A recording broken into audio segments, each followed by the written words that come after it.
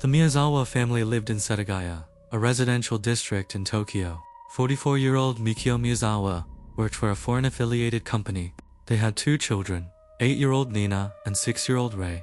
By all accounts, the family lived quietly, but their neighborhood was changing. The area around their home had gradually become less populated due to urban redevelopment. Nearby houses had been demolished, leaving the Miyazawa residents unusually isolated. It was the kind of environment where noises at night could easily go unnoticed. And on December 30th, 2000, something happened inside the house. Investigators later reconstructed the family's final known hours. Earlier that evening, the family had gone shopping. Later, they ate dinner together. Rice, chicken, vegetables, and shirataki noodles. At approximately 9:30 p.m., Nina returned home after visiting her grandmother next door. Nothing appeared unusual. At 10:38 p.m., Mikio accessed a password-protected business email on the family computer that would become the last confirmed action from anyone inside the house. Investigators believe the killer entered shortly afterward.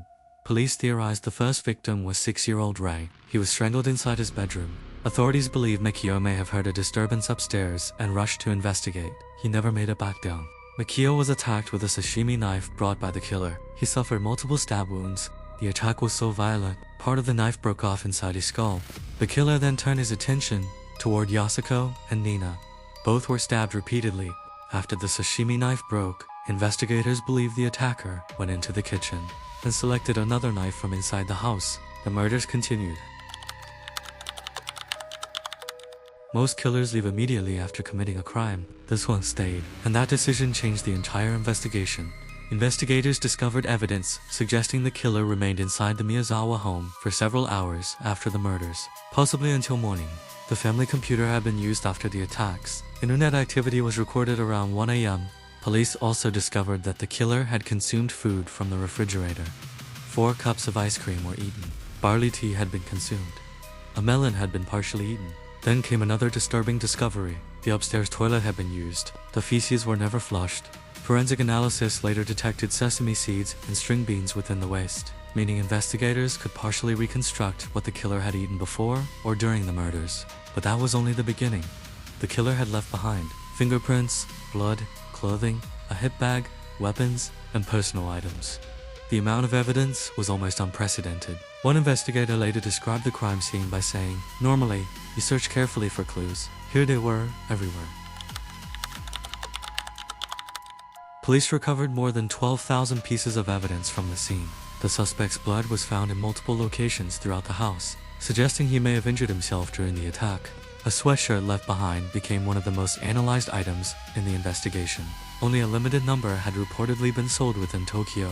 Investigators also detected traces of the cologne Draken Noir on handkerchiefs recovered from the scene. Even the sand found inside the suspect's hip bag became part of the investigation. Some reports claimed the material resembled sand from the Mojave Desert near Edwards Air Force Base in California, though details surrounding that finding remain debated. Then came the DNA analysis. Authorities concluded the suspect likely had mixed ancestry. Investigators believed his maternal lineage may have originated somewhere in southern Europe, while his paternal lineage appeared East Asian. The suspect was believed to be young, thin, and approximately 170 centimeters tall. Yet, despite fingerprints, DNA, blood evidence, and years of investigation, no match was ever found. The Setagaya murders quickly became one of Japan's most infamous unsolved cases. Over the years, hundreds of thousands of officers worked on the investigation. Millions of fingerprints were examined. DNA comparisons were conducted both domestically and internationally. Police followed thousands of leads. None led to an arrest. At one point, investigators explored the possibility that the murders began as a burglary gone wrong, but large amounts of money reportedly remained inside the house. That theory quickly weakened. Another possibility involved a personal grudge. Days before the murders, Mikio reportedly argued with skaters in a nearby park over noise complaints. Investigators looked into the individuals involved. Nothing linked them to the crime. Then more controversial theories emerged. Investigative journalist Fumiya Ichihashi later claimed the murders may have been connected to land disputes and a possible contract killing involving a former South Korean military member, but authorities were unable to substantiate those claims. To this day, No motive has ever been confirmed, and that may be the most unsettling part of the case. Not just how brutal the murders were, but how little investigators truly understand about why they happened. 25 years later, the Setagaya house still stands behind barriers and fencing. For many investigators, the case has become symbolic of unfinished justice. Some officers who originally worked the investigation have since retired. Others continue attending annual memorial services.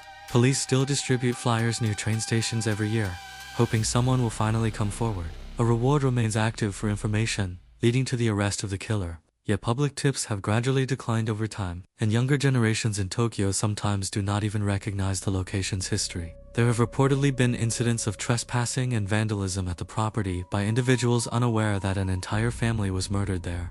Meanwhile, the family's surviving relatives continue waiting. Mikio's elderly mother once said she hoped to learn the identity of the killer while she was still alive. So far, that moment has never come. The Setagaya family murder case remains one of the strangest unsolved crimes in modern Japanese history. A killer entered a home, murdered an entire family, left behind an enormous trail of evidence, and still disappeared without explanation. No confirmed suspect, no confirmed motive, only fragments, fingerprints, DNA, a used computer, empty ice cream containers, and a silent house in Tokyo that still holds unanswered questions. And after more than 2 decades, investigators still do not know who walked out of that home before dawn.